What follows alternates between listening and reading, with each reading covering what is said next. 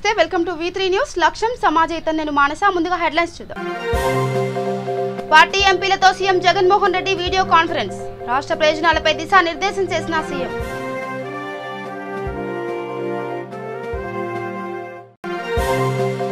కళాకారులకు ప్రభుత్వం ఉపాధి కల్పించాలి రాష్ట్ర ప్రభుత్వ సలహాదారులు కేవి రమణాచారి విజ్ఞప్తి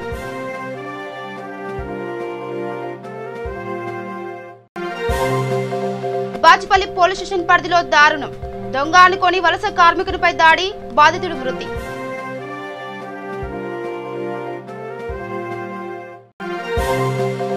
మలక్పేట యశోద హాస్పిటల్లో కరోనాతో జీహెచ్ఎంసీ ఆర్ఏ మృతి వైద్యుల నిర్లక్ష్యమే కారణమంటూ కుటుంబీకుల ఆందోళన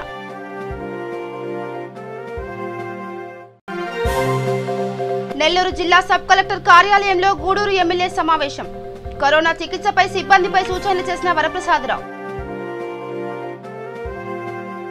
ఇక డీటెయిల్స్కి వెళ్తే రాష్ట్ర ప్రయోజనాలే పరమావధిగా పార్లమెంటు వర్షాకాల సమావేశాల్లో పార్టీ ఎంపీలు కృషి చేయాలని రాష్ట్రానికి ప్రత్యేక హోదా సాధించడం కోసం నిరంతరం ప్రయత్నించాలని ఏపీ ముఖ్యమంత్రి వైఎస్ జగన్మోహన్ రెడ్డి కోరారు వర్షాకాల పార్లమెంట్ సమావేశంలో అనుసరించాల్సిన వ్యూహంపై తాడపల్లిలోని తన నివాసం నుంచి ఢిల్లీలోని పార్టీ ఎంపీలకు వీడియో కాన్ఫరెన్స్ ద్వారా దిశానిర్దేశం చేశారు రాష్ట్ర ప్రయోజనాల కోసం కేంద్రం నుంచి రావాల్సినన్ని రాబట్టాలని ప్రత్యేక హోదా సాధన కోసం అవకాశం ఉన్నా ప్రతి చోట ప్రస్తావించాలని కోరారు పోలవరం ప్రాజెక్టు పనులకు సంబంధించి 3,232 కోట్లు రీయింబర్స్మెంట్ కింద రావాల్సి ఉందని ప్రాజెక్టు పనులకు ఇంకా 30,000 కోట్లకు పైగా నిధులు వ్యయం చేయాల్సి ఉందని దీనిపై పార్లమెంట్లో ప్రస్తావించాలని సూచించారు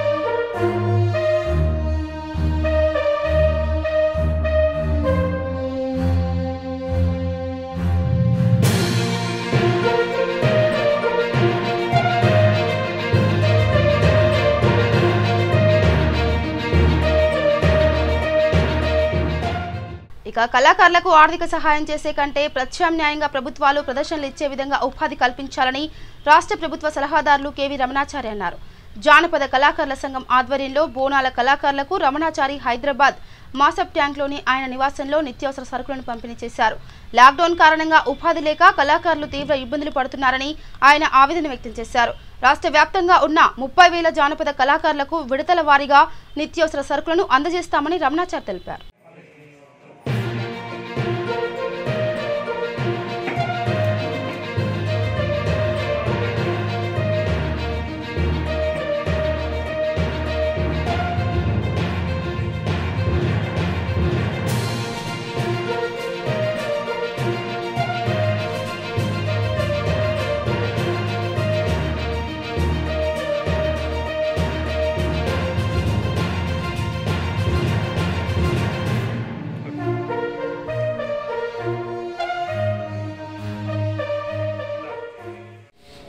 పేద కళాకారులకు నిత్యావసర సరుకులు ఇవ్వాలని చెప్పని తెలంగాణ రాష్ట్ర జానపద కళాకారుల సంఘం తరఫున దాదాపు 25-30 మందికి బోనాలకు సంబంధించినటువంటి కళాకారులు ఎవరైతే ఉన్నారో వాళ్ళకి బోనాల వాణి ఆధ్వర్యంలో తెలంగాణ రాష్ట్ర జానపద కళాకారుల సంఘం వారు ఈ కార్యక్రమాన్ని నిర్వహిస్తూ ఉన్నారు నిజానికి దుకాణాలు తెరుచున్నాయి అన్లాక్ అయి ఉంది కానీ కళాకారులకు ప్రదర్శనలు లేవు కార్మికులకు పనులు లేవు ఎక్కడ చూసినా కానీ డబ్బు చేతి మీద దొరకడం లేదు అనుమానము భయము ఆయాసము నిరాసక్తత ఏమాత్రం కొంచెం ఇది ఉన్నా కానీ జ్వరం వచ్చినట్టుగా ఫీల్ అవుతున్నాం మేము అనేటువంటి వాళ్ళ యొక్క సంఖ్య ఎక్కువైంది ప్రతి రంగంలో కూడా ఒక స్తబ్దత ఏర్పడేటువంటి పరిస్థితి వచ్చింది అందుకోసం చెప్పిన ఇలాంటి పరిస్థితుల్లో తినడానికి కూడా ఇబ్బంది పడేటువంటి పరిస్థితుల్లో ఆత్మాభిమానంతో కళాకారులు చెప్పుకోరు కాబట్టి ఇవాళ ఒక నిర్ణయం తీసుకున్నాం ఏంటంటే ఇంతకుముందు కొన్ని జిల్లాలలో నిత్యావసర సరుకులు తెలంగాణ రాష్ట్ర జానపద కళాకారుల సంఘం తరపున ఇవ్వడం జరిగింది. ఇప్పుడు భూపాలపల్లి, ములుగు, మహబూబాబాద్, నల్గొండ, వనపర్తి, వరంగల్ ఇలా 5-6 జిల్లాలలో మళ్ళీ దాదాపు 50-60 మందికి ఒక్కొక్క జిల్లాలో నిత్యావసర సరుకులు ఇస్తే ఎలా ఉంటుంది అనేటువంటి ఆలోచనతో ముందుకు సాగడానికి తెలంగాణ రాష్ట్ర జానపద కళాకారుల సంఘం ప్రయత్నిస్తూ ఉంది. బహుశా ఇవాళ రేపు కొంచెం తుఫాను వర్షం ఉంది అనేటువంటి అభిప్రాయంతో ఒక 2-3 రోజుల్లో ఆయా జిల్లాల్లో ఉన్నటువంటి కళాకారులకు కొంత సాయం చేయడానికి వస్తుంది ఇప్పుడు ప్రయత్నం చేద్దామని చెప్పి అనుకుంటా ఉన్నాం. శ్రీనివాస్ గౌడ్ గారు అయితేనేమి, నారాయణ గారు అయితేనేమి, లింగన్ అయితేనేమి, అట్లాగే ఈ కార్యక్రమంలో తనదంటూ బాధ్యతగా పాలు పంచుకుంటున్నటువంటి భరత్ కూడా అందరం కూడా పేదవాళ్ళ కోసం ఇప్పుడు ఏదైనా చేయాలనేటువంటి అభిప్రాయంతో చేస్తున్నటువంటి కార్యక్రమం. ఈ కార్యక్రమం ఇంత బాగా జరగడానికి కారణం మా ఆత్మీయులు, మిత్రులు శంకర్ ప్లాంజేరి అని చెప్పని వారి యొక్క ఔదార్యంతో, వారి యొక్క సౌజన్యంతో ఈ కార్యక్రమం జరుగుతూ ఉంది. అలాగే పెద్దలు శ్రీ సారిపల్లి కొండలరావు గారు కూడా ప్రతి నెల జానపద కళాకారులకు తమ సౌజన్యాన్ని ప్రకటిస్తూ 1 లక్ష రూపాయల వరకు జానపద కళాకారుల కోసం అని చెప్పని సేవ చేయాలనేటువంటి అభిప్రాయంతో వారు చేస్తున్నటువంటి సేవలో భాగంగా కూడా ఈ కార్యక్రమాన్ని నిర్వహించాలని చెప్పి అనుకుంటాం. పొట్ట చేత పట్టుకుని నగరానికి వలస వచ్చిన ఓ భవన నిర్మాణ కార్మికుడు కొన్ని గంటల్లోనే హత్యకు గురయ్యాడు. చోరీకి వచ్చాడని భావించి అతనిపై దాడి చేయడంతో ఈ దారుణం చోటు చేసుకుంది. బాచుపల్లి పోలీస్ స్టేషన్ పరిధిలో జరిగిన ఈ పరిణామం సహచర కార్మికులను కలిచివేసింది. ప్రగతినగర్లో ఓ భవన సముదాయం నిర్మాణంలో పనిచేసేందుకు గాను బీహార్కు చెందిన లక్ష్మణ్, మాజీ ఇతర కార్మికులు సోమవారం వచ్చారు. ఇప్పటికే అతని కుమారుడు మనోజ్ అక్కడ పనిచేస్తున్నాడు. వీరు పనిచేస్తున్న భవనానికి 2 నిర్మాణాల పక్కన మరో భవనం నిర్మితమవుతుంది. అక్కడ మెదక్ జిల్లా కౌడిపల్లి మండలం కంచనపల్లికి చెందిన నరసింహ, లక్ష్మి దంపతులు కాపలదారులుగా ఉంటూ గ్రౌండ్ ఫ్లోర్లో గుడిసెలో ఉంటున్నారు. మంగళవారం తెల్లవారుజామున లక్ష్మణ్ మాజీ వారి గుడిసెలోకి వచ్చాడు. దీంతో అతను దొంగతనానికే వచ్చాడని భావించిన నరసింహ కర్రతో కొట్టడంతో కింద పడిపోయాడు. చుట్టుపక్కనే ఉన్న వాళ్ళు వచ్చి తాళ్లతో కట్టేసి కొట్టారు. చివరకు కుమారుడు, ఇతర కార్మికులు వచ్చి ఆయన్ను బాచుపల్లిలోని ఓ ఆసుపత్రికి తరలించగా అప్పటికే మృతి చెందాడు. దీనిపై కేసు నమోదు చేసిన పోలీసులు దర్యాప్తు చేస్తున్నారు.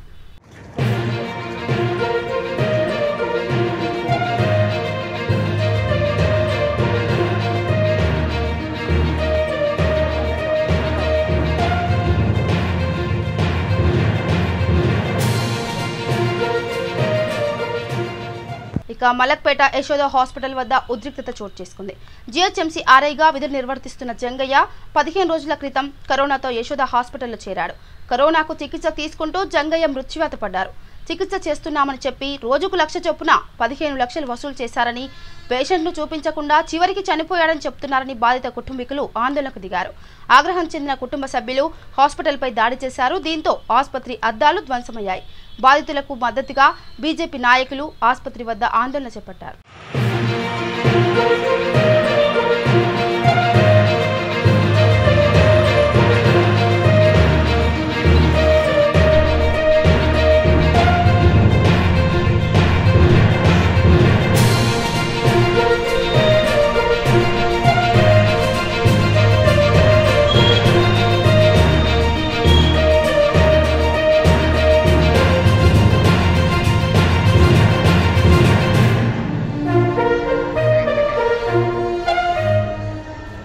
బిల్లు కట్టించుకున్నారు. ఇవాళ డిశ్చార్జ్ చేస్తామన్నారు. మంగళవారం నాడు చేస్తా అన్నారు. మంగళవారం నాడు శవాన్ని ఇచ్చారు. వాళ్ళకు ఎంత న్యాయమైంది. ఎంత రోజు మంచిగుంటే మేము ఈయనే ఉన్నాం. మా శవాన్ని దాన్ని కార్లో పంపించేసారు. ఇక్కడ తీసుకుపోయారు. ఇంకా మాకు అర్థం కాదు. ఒకసారి 15 లక్షలు, 16 లక్షలు, 20 లక్షలు. ఇక ప్రజల అభ్యున్నతిలో ముఖ్య పాత్ర పోషించేది ప్రభుత్వ ఉద్యోగి అని నెల్లూరు జిల్లా గూడూరు ఎమ్మెల్యే వరప్రసాదరావు అన్నారు. గూడూరు పట్టణంలోని సబ్ కలెక్టర్ కార్యాలయంలో డివిజన్ పరిధిలోని వివిధ శాఖల అధికారులతో సమావేశం నిర్వహించారు. ఈ సమావేశంలో భాగంగా కోవిడ్ బాధితులకు అందిస్తున్న సేవలు తదితర అంశాలపై చర్చించారు. కరోనా కట్టడిలో ప్రభుత్వ ఉద్యోగులపై బాధ్యతగా ఎక్కువగా ఉంటుందని ఎమ్మెల్యే ఈ సందర్భంగా గుర్తు చేశారు. ప్రభుత్వం అందిస్తున్న సహకారంతో సమర్థవంతంగా క్షేత్రస్థాయిలో పనిచేసి కోవిడ్ బాధితులకు అండగా నిలవాలని సూచించారు. 5,000 1% అంటే ఎంత? 50. ఓకే, లెస్ దాన్ 1% ఉంది. నేను కూడా చేసేస్తున్నాను. అధికారులు కూడా బాగా పనిచేస్తున్నారు. వారందరికీ అభినందనలు తెలియజేస్తూ మా తరఫున, మా ప్రజాప్రతినిధుల తరఫున కలెక్టర్ గారికి, డిఎస్పీ గారికి, అలాగే కమిషనర్ గారికి, ఇక్కడ ఉన్న సూపరింటెండెంట్ గారికి, ఉమా గారికి, అక్షిత మేడం గారికి, తహసీల్దార్ గారికి, ఎండిఓ గారికి, కోవిడ్ సెంటర్ ఇన్ఛార్జ్ అధికారులకు ప్రతి ఒక్కరు కూడా మనస్ఫూర్తిగా నా తరఫున ప్రభుత్వంలో మేము అధికారంలో ఉన్నామనుకుంటున్న మా పార్టీ తరఫున ప్రభుత్వం తరఫున కూడా నమస్కారాలు తెలియజేస్తాను. శ్రీశైలంలో గంఠమఠం జీర్ణోద్ధరణ పనుల్లో భాగంగా పునర్నిర్మాణ పనుల్లో మరోసారి రాగి రేకులు, పురాతన నాటి నాణాలు బయటపడ్డాయి. ఇప్పటికే 29 రాగి రేకులు బయటపడ్డ విషయం తెలిసిందే. రాగి రేకులపై కన్నడ, ఒరియా, దేవనాగరిక లిపిలో శాసనాలున్నాయి. రాగి రేకుల శాసనాల్లో శ్రీశైలం పోషణకు సంబంధించి మల్లన్న మాన్యంగా భూములు ఉన్నట్లు పురావస్తు శాఖ అధికారులు వెల్లడించారు. ప్రస్తుతం బయటపడ్డ 3 రాగి రేకులు, 245 వెండి నాణ్యాలు, 1 రాగి నాణ్యాలకు రెవెన్యూ, పోలీసు, దేవాదాయ శాఖ అధికారులు పంచనామా చేశారు.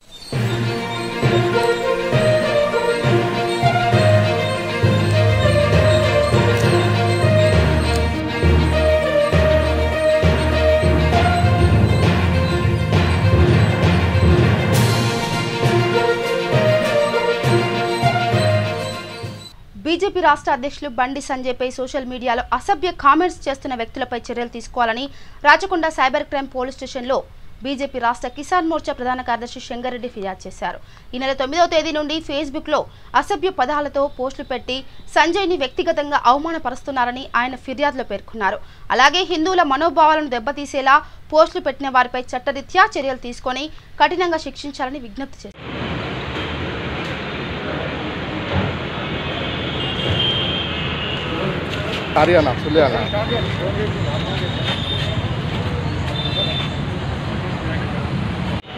ఈ కోర్సులను మనం పనిచేస్తూ నాడు దానికి సంబంధించిన ఐడి వాళ్ళ మీద చట్టరీత్యా చర్యలు తీసుకోవాలని ఏసీ తరఫున మనం మెమోరాండం ఇస్తున్నాం. రాష్ట్ర బీజేపీ అధ్యక్షులు గౌరవనీయులు పార్లమెంట్ సభ్యులైనటువంటి బండి సంజయ్ గారి పైన, అదేవిధంగా కోట్లాది కోట్ల హిందువుల మనోభావాలను దెబ్బతీసే విధంగా సెప్టెంబరు 9వ తేదీ నుండి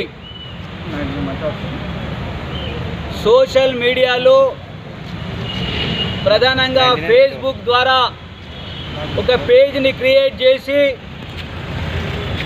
KICK కిక్ జగన్ ఏటర్స్ .2.0 అనేటువంటి ఫేస్బుక్ అకౌంట్ ద్వారా బండి సంజయ్ గారిని, భారతీయ జనతా పార్టీని, హిందువులను 3 కోణాలలో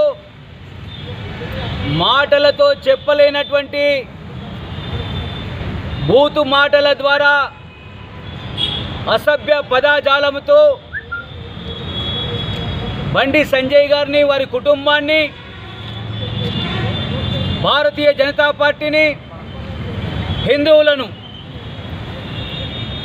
వారి మనోభావాలను దెబ్బతీసే విధంగా వారిని గాయపరిచి మానసిక ఇబ్బందులకు గురి చేసినటువంటి ఈ కిక్ జగన్ ఏటర్ 2.0 పైన తక్షణమే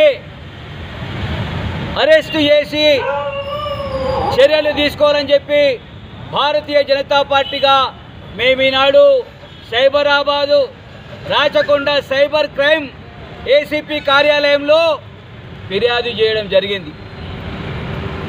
ఈనాడు ఆ యొక్క ఫేస్బుక్ ఐడి ద్వారా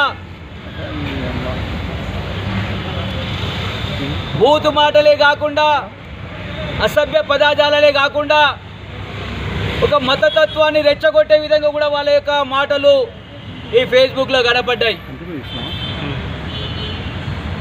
రేపటి తెలంగాణ భావి అధికారంలోకి వచ్చే పార్టీగా భారతీయ జనతా పార్టీని తెలంగాణ ప్రజలంతా, యువ కిషోరం అంతా కోరుకుంటున్న తరుణంలో నూతన అధ్యక్షుడుగా యువ కిషోరం బండి సంజయ్ గారు రాష్ట్ర అధ్యక్షుడైన తర్వాత రాజకీయంగా ఎదుర్కోలేక తెలంగాణ రాష్ట్రము, ఆంధ్ర రాష్ట్రానికి చెందినటువంటి మత శక్తులతో కుమ్మక్కైన ప్రభుత్వాలు బండి సంజయ్ గారిని మానసికంగా. ఇక పశ్చిమ గోదావరి జిల్లా ఏలూరు ఆశ్రమ హాస్పిటల్ నుండి ఓ కరోనా పేషెంట్ పరారయ్యాడు. కాపవరం గ్రామానికి చెందిన తోలేటి చంద్రారావు కరోనాకు మెరుగైన చికిత్స కోసం ఆశ్రమ ఆసుపత్రిలో చేరారు. ప్రతిరోజు కుటుంబ సభ్యులు చంద్రారావు ఆరోగ్యంపై వివరాలు అడిగి తెలుసుకుంటున్నారు. ఈ క్రమంలో చంద్రారావు ఆసుపత్రి నుండి పరారయ్యాడు.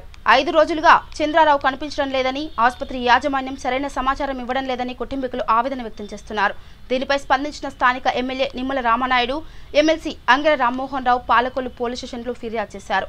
ప్రభుత్వ ఆసుపత్రిలో నిర్లక్ష్య ధోరణి సరైంది కాదని ఎమ్మెల్యే నిమ్మల అధికారులపై మండిపడ్డారు. కోవిడ్ పేషెంట్ల పట్ల ఈ ప్రభుత్వం ఎంత బాధ్యతారాహిత్యంగా ఉంటుందో మరి ప్రతిరోజు కూడా కరోనా బాధితుల యొక్క పాటలు చూస్తుంటే మనందరికీ కూడా అర్థమవుతున్నటువంటి పరిస్థితి. ముఖ్యమంత్రి గారు ప్రకటనలు ఒక రకంగా ఉన్నాయి, క్షేత్రస్థాయిలో జరిగేటువంటి పరిస్థితులు వేరుగా ఉన్నటువంటి పరిస్థితి. ఇప్పుడే మనం చూస్తాం, ఎవరైతే తోలేటి చంద్రరావు గారు కాపవరం గ్రామస్తులు మరి ఆ రోజు పాజిటివ్ వచ్చిందని చెప్పి పాలకొల్లు క్వారంటైన్లో పెట్టడం జరిగింది. మళ్ళీ అతనికి కొద్దిగా సీరియస్గా ఉందని చెప్పి పాలకొల్లు క్వారంటైన్ నుంచి పాలకొల్లు ప్రభుత్వ ఆసుపత్రికి తీసుకెళ్ళి ఒక రోజు వైద్యం చేసిన తర్వాత మళ్ళీ పాలకొల్లు ప్రభుత్వ ఆసుపత్రి నుంచి ఏలూరు ఆశ్రమం కోవిడ్ హాస్పిటల్కి ఆయన్ని చంద్రరావు గారిని షిఫ్ట్ చేయడం జరిగింది. మరి అక్కడికి షిఫ్ట్ చేసి 4 రోజులు 5 రోజులు అవుతున్నప్పటికీ కూడా వాళ్ళ కుటుంబ సభ్యులు ప్రతిరోజు అక్కడికి వెళ్తున్నప్పటికీ కూడా అసలు ఆ చంద్రరావు గారు అనే ఆయన అక్కడ ఉన్నాడా లేదా, ఎక్కడున్నాడు అనేటువంటి విషయం కూడా తెలియట్లేదు అని అంటే మరి అడ్మినిస్ట్రేషన్ ఎంత అన్యాయంగా ఎంత దారుణంగా ఉందో అర్థం చేసుకోవాల్సిన పరిస్థితి ఉంది. ఖచ్చితంగా పాలకొల్లు నుంచి ఏలూరు షిఫ్ట్ చేసి అడ్మిషన్ ఇచ్చినప్పుడు ఆధార్ కార్డు ద్వారా అతనికి రూము బెడ్ అలాట్మెంట్ చేస్తారు. ఖచ్చితంగా మళ్ళీ డిశ్చార్జ్ చేస్తే ఫ్యామిలీ మెంబర్స్ కన్ఫర్మ్ చేస్తే డిశ్చార్జ్ చేస్తారు. కానీ వీళ్ళ ఫ్యామిలీ మెంబర్స్ వెళ్తూ ఉంటే లేదా అతను డిశ్చార్జ్ చేయబడిన ఒకసారి లేదా మార్చురీలో చూడండి చనిపోయిన వాళ్ళు ఎవరైనా ఉన్నారేమో ఒకసారి చూసుకోండి, లేకపోతే ఇక్కడ 400 బెడ్లు ఉన్నాయి అక్కడ ఎవరైనా ఉన్నారేమో చూసుకోండి అని ఎంత బాధ్యతారాహిత్యంగా చెప్తూ ఉన్నారంటే ఈ యొక్క కరోనా బాధితుల పట్ల ఈ యొక్క ప్రభుత్వం యొక్క నిర్లక్ష్యం ఎంత ఉందనేది చాలా క్లియర్గా అర్థమవుతున్నటువంటి పరిస్థితి. ఇటువంటి విధంగా పనిచేస్తున్నట్లయితే ఈవేళ ఈ పేషెంట్ చంద్రరావు మిస్ అయ్యేటువంటి అవకాశం లేనటువంటి స్థితి. అంచేత ఖచ్చితంగా ఏదైతే ప్రభుత్వం యొక్క అసమర్థత వల్ల నిర్లక్ష్యం వల్ల మరి ఏదైతే పేషెంట్లు కరోనా పేషెంట్లు బయటికి నడవలేనటువంటి పేషెంట్ ఏ రకంగా అయితే మిస్ అవుతున్నారో మరి వాళ్ళ మీద ఈరోజు పాలకొల్లు పట్టణ స్టేషన్లో కంప్లైంట్ ఇవ్వడం జరిగింది. తోలేటి చంద్రరావు కాపవరం గ్రామం మా సొంత గ్రామంలో ఉన్నటువంటి వ్యక్తి. మరి అతన్ని ముందు కోవిడ్ సెంటర్కి తీసుకెళ్ళడం, గవర్నమెంట్ హాస్పిటల్లో పెట్టిన తర్వాత అతని పరిస్థితి ఆక్సిజన్ ఇవి కావాలని అంటే మేము వెహికల్ ఏర్పాటు చేస్తామంటే వరమ గారు మీరు ఎక్కర్లేదు మేమే ఏర్పాటు చేస్తామని ఆయన పంపడం జరిగింది 11వ తారీఖునే. మరి 11వ తారీఖు కానీ 12వ తారీఖు వాళ్ళ బంధువులు వాళ్ళందరూ కూడా ఫాలోఅప్ చేస్తున్నారు. 315 బెడ్ నెంబర్ అని చెప్పారు. నేను 36 గంటల నుంచి ఫాలోఅప్ చేస్తున్నాం. తర్వాత ఎమ్మెల్యే గారికి చెప్పడం జరిగింది, ఆయన ఫాలోఅప్ చేస్తున్నారు. ఏదేమైనా ఈ 36 గంటల నుంచి కలెక్టర్ గారు 2 సార్లు మాతో మాట్లాడడం జరిగింది. జాయింట్ కలెక్టర్ని పంపామని చెప్పడం తప్ప ఇంతవరకు పేషెంట్ ఎక్కడున్నాడో లేకపోతే చనిపోయాడా అనేది ఇంతవరకు టెలి అవ్వలేదు. మరి వాళ్ళ బంధువులు అన్నీ కూడా నెతికించారు. డెడ్ బాడీల్లో మగవాళ్ళు ఉన్న బాడీలు అన్నీ కూడా చూడటం జరిగింది. ఎక్కడ కూడా అతని బాడీ కనపడలేదు. మరి బెడ్లో ఎక్కడ కూడా మేము వైద్యం చేయడం ఈజీ కానీ ఈ యొక్క పేషెంట్లు గుర్తించడం మాకు కష్టం అని చెప్తున్నాడు కరోనా ఆయన మన ఆశ్రమ హాస్పిటల్ ఇన్ఛార్జి. గుంటూరు జిల్లాలో పోషణ అభయాన్ తాత్కాలిక ఉద్యోగులు ఆందోళనకు దిగారు. ఎలాంటి సమాచారం ఇవ్వకుండా అర్ధాంతరంగా తొలగించడంపై ఆవేదన వ్యక్తం చేశారు. తక్షణమే తమను విధుల్లోకి తీసుకోవాలని డిమాండ్ చేస్తూ ధర్నాకు దిగారు. ఈ దశలో ఓ ఉద్యోగి పెట్రోల్తో ఆత్మహత్య యత్నానికి పాల్పడడం కలకలం రేపింది. రంగంలోకి దిగిన పోలీసులు ఆందోళనకారులను అదుపులోకి తీసుకున్నారు.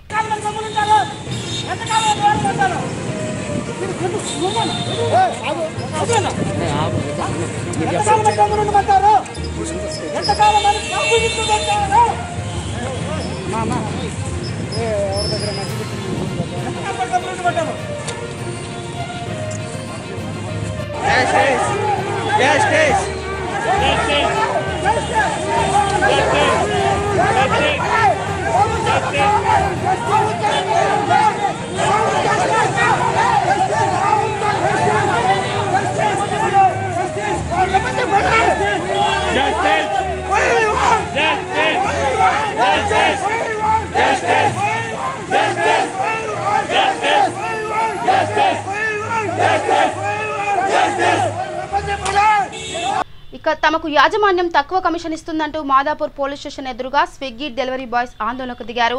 గతంలో 2 కిలోమీటర్ల పరిధిలో ఒక ఐటెంకు 35 రూపాయలు కమిషన్ ఇచ్చిన స్విగ్గీ ప్రస్తుతం కిలోమీటర్ల పరిధిలో డెలివరీ చేస్తే కేవలం 6 రూపాయలు మాత్రమే ఇస్తున్నారని స్విగ్గీ డెలివరీ బాయ్స్ ఆరోపించారు. థర్డ్ పార్టీకి ఎక్కువ కమిషన్ ఇస్తూ తమకు మాత్రం తక్కువగా ఇస్తున్నారని ఆవేదన వ్యక్తం చేస్తున్నారు.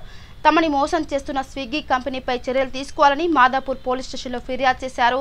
తమ సమస్యను 2 రోజుల్లో పరిష్కరిస్తామని పోలీసులు చెప్పడంతో వారంతా ఆందోళన విరమించారు. సమస్య పరిష్కారం కాకపోతే హైదరాబాద్ మొత్తం ఆందోళన చేస్తామని హెచ్చరించారు. ఇక చిత్తూరు జిల్లా సదం మండలం చింతపర్తి వారిపల్లెలో విషాదం చోటు చేసుకుంది. నడిమోటుకుంట చెరువులో అనుమానాస్పద స్థితిలో కవల పిల్లలు శవాలై తేలారు. గ్రామస్తుల సమాచారంతో ఘటనా స్థలానికి చేరుకున్న పోలీసులు చిన్నారులను ఎవరు చెరువులో పడేసి ఉంటారనే కోణంలో దర్యాప్తు చేస్తుండగా పక్కనే పొదల్లో అపస్మారక స్థితిలో ఉన్న ఓ వ్యక్తిని మరో మహిళను గుర్తించారు. మహిళను పులిచెర్ల మండలం రామరెడ్డిపల్లికి చెందిన హేమశ్రీగా గుర్తించారు. చెరువులో పడి ఉన్న 2 కవలలు పునీత్ పునర్విగా పోలీసులు సమాచారం రాబట్టారు. పిల్లల తండ్రి వెంకటేశ్వరరెడ్డికి సమాచారం అందించారు. ఘటనా స్థలంలో ఉన్న వ్యక్తి రామరెడ్డిపల్లి పంచాయతీ ఒడ్డుపల్లికి చెందిన ఉదయ్ కుమార్ గా గుర్తించారు. వ్యక్తి మహిళ ఇరువురి పరిస్థితి విషమంగా ఉండటంతో వారిని ఆసుపత్రికి తరలించారు. వివాహేతర సంబంధాలే ఈ ఘటనకు కారణమని పోలీసుల విచారణలో వెల్లడైంది.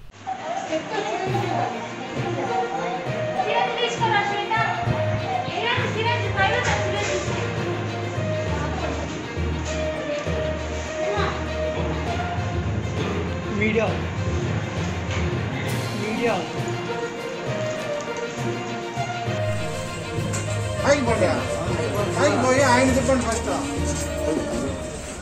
కరోనా మహమ్మారి సాకుతో నిలిపివేసిన మెడికల్ బోర్డుని వెంటనే ప్రారంభించాలని డిమాండ్ చేశారు సింగరేణి కార్మికులు. మంచిర్యాల జిల్లా శ్రీరాంపూర్ ఏరియాలోని సింగరేణి జనరల్ మేనేజర్ కార్యాలయం ఎదుట ఏఐటీసీ ఆధ్వర్యంలో నిరాహార దీక్ష చేపట్టారు. ఈ కార్యక్రమానికి ముఖ్య అతిథులుగా ఏఐటీసీ కార్మిక సంఘం ప్రధాన కార్యదర్శి వాసిరెడ్డి సీతారామయ్య హాజరై వారికి సంఘీభావం ప్రకటించారు. అనంతరం ఆయన మాట్లాడుతూ కరోనా మహమ్మారి పేరిట కార్మికులకు రావాల్సిన ప్రధాన హక్కులను నిలిపివేస్తూ సింగరేణి యాజమాన్యం కార్మికుల కడుపు కొట్టాలని చూస్తుందని ఆరోపించారు.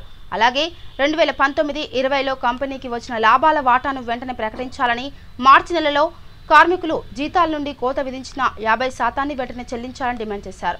కరోనా బారిన పడిన వారి ప్రైమరీ కాంట్రాక్టులకు 14 రోజుల లీవ్ ప్రకటించాలని, వీరితో పాటు తదితర ప్రధాన సమస్యలపై యాజమాన్యం వెంటనే స్పందించాలని, లేని పక్షంలో కార్మిక సంఘాలతో పెద్ద ఎత్తున నిరసన దీక్షలు చేస్తామని హెచ్చరించారు.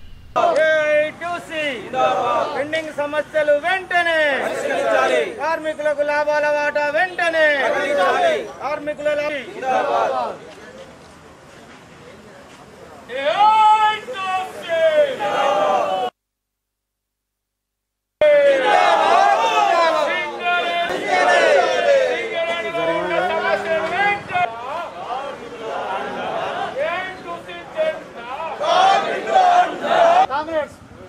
ఈరోజు ఈ దీక్షా శిబిరానికి ముఖ్య అతిథిగా మిమ్మల్ని ఉద్దేశించి 2 నిమిషాలు మాట్లాడతారు. ఇక కార్యక్రమం ఉంది, దయచేసి మీరందరూ కూర్చోవాలి. ఈరోజు సింగరేణి వ్యాప్తంగా అన్ని జీఎం ఆఫీసుల ముందు సామూహిక నిరాహార దీక్షలతో పాటు ఒక 6 సమస్యల్ని యాజమాన్యం దృష్టికి తీసుకెళ్లి సాధించుకోవాలని లక్ష్యంతో జరుగుతున్నటువంటి పోరాటానికి ముందులాగే మన యూనియన్ ప్రధాన కార్యదర్శి ఇందాక మాట్లాడిపోయినారు, ముఖ్య అతిథిగా పాల్గొన్నారు. వారితో పాటుగా మన Singareni college workers union comrade కొట్ట కిషన్. సింగరేణి కాలేజీలో పెండింగ్ కార్మిక సమస్యల పరిష్కారం చేయాలని సింగరేణి వ్యాప్తంగా అన్ని జనరల్ మేనేజర్ల ఆఫీస్ ముందు, కొత్తగూడెం ఆఫీస్ ముందు ఈరోజు సామూహిక నిరాహార దీక్ష చేయడం జరుగుతూ ఉంది.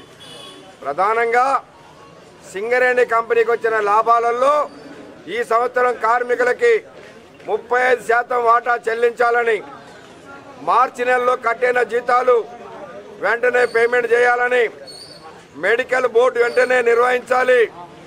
గవర్నమెంట్ ఎట్లయితే పరీక్షలు లేకుండా అందరిని పాస్ చేసిందో కరోనా వల్ల సింగరేణిలో కూడా మెడికల్ బోర్డుకి అప్లై చేసుకున్న అందరినీ కూడా మెడికల్ ఇన్వాలిడేషన్ చేసి ఉద్యోగాలు ఇవ్వాలని చెప్పేసి, అదేవిధంగా శ్రీరాంపురంలో నస్పూర్ గ్రామ పంచాయతీని మున్సిపాలిటీ చేసి 2 సంవత్సరాలు దాటింది. వేజ్ బోర్డు అగ్రిమెంట్ ప్రకారం మున్సిపల్ పరిధిలో పనిచేసే కార్మికులకి 10% ఇంటికి ఇవ్వాలి. మరి ఇప్పటి వరకు కూడా చెల్లిస్తలేదు సింగరేణి మేనేజ్మెంట్. కాబట్టి శ్రీరాంపురంలో పనిచేసే కార్మికులకి 10% హెచ్ఆర్ఏ ఇస్తూ 2 సంవత్సరాల నుంచి సప్లిమెంటరీ ఇవ్వాలని చెప్పేసి డిమాండ్ పెట్టాం. అట్టనే యాక్టింగ్ చేస్తున్న కార్మికులందరినీ కూడా పర్మనెంట్ చేయాలి. ఆ కేటగిరీలలో బదిలీ వర్కర్లని కోల్ ఇండియాలో లాగా 190 మాస్టర్లు అయిపోయిన వాళ్ళందరినీ కూడా ఆటోమేటిక్గా పర్మనెంట్ చేయాలి, కట్ ఆఫ్ డేట్ అనేది పెట్టకుండా. అట్లాగే ట్రేడ్స్మెన్స్, మైనింగ్ స్టాఫ్ సమస్యలు ఉన్నాయి, వాటిని కూడా పరిష్కారం చేయాలని వివిధ డిమాండ్ల పైన ఈరోజు నిరాదీక్ష చేస్తూ ఉన్నాం. దీనిపైన యాజమాన్యం స్పందించి పరిష్కారం చేస్తే మంచిదే, లేకపోతే ఏఐటీసీ ఆధ్వర్యంలో పోరాట కార్యక్రమం ఉధృతం చేస్తామని యాజమాన్యాన్ని హెచ్చరిస్తూ ఉన్నాం.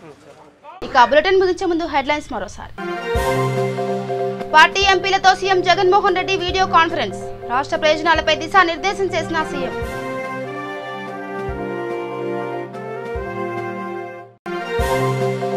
కళాకారులకు ప్రభుత్వం ఉపాధి కల్పించాలి, రాష్ట్ర ప్రభుత్వ సలహాదారులు కేవీ రమణాచారి విజ్ఞప్తి.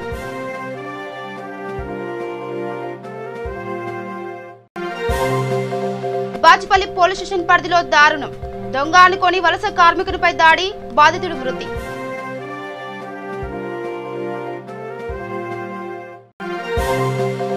మలక్పేట యశోద హాస్పిటల్లో కరోనాతో జీహెచ్ఎంసీ ఆర్ఏ మృతి, వైద్యుల నిర్లక్ష్యమే కారణమంటూ కుటుంబీకుల ఆందోళన.